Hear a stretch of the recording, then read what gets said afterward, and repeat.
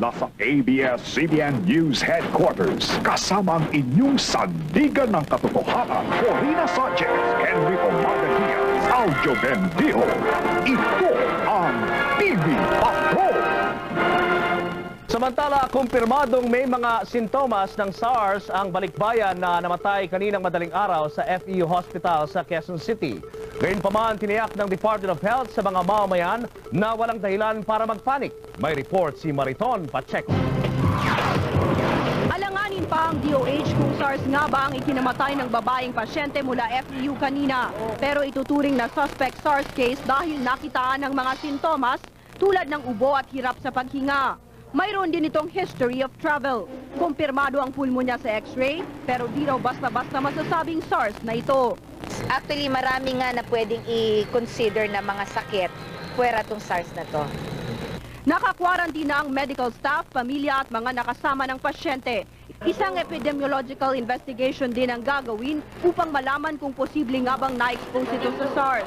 Nagbabala ang World Health Organization, malaking pagsubok sa bansa kung nakapasok na nga ang killer pneumonia.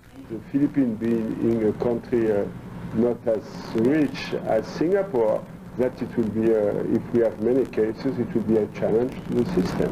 Patuloy ang paghahanda ng mga ospital. Nanawagan naman ang CBCP sa mga OFWs mula sa mga SARS-infected countries, huwag na munang magbakasyon sa Pilipinas.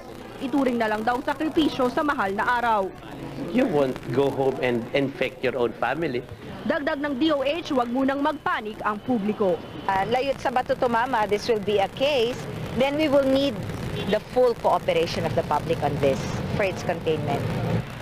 Siniguro ng mga opisyal na kung positibo na nga ang SARS dito sa bansa, handa naman ang mga isolation facilities ng San Lazaro Hospital at RITM para mapigilan ang pagkalat nito. Para sa TV Patrol, Mariton Pacheco, ABS-CBN News. Siniguro ng mga opisyal na kung positibo na nga ang SARS dito sa bansa, handa naman ang mga isolation facilities ng San Lazaro Hospital at RITM para mapigilan ang pagkalat nito.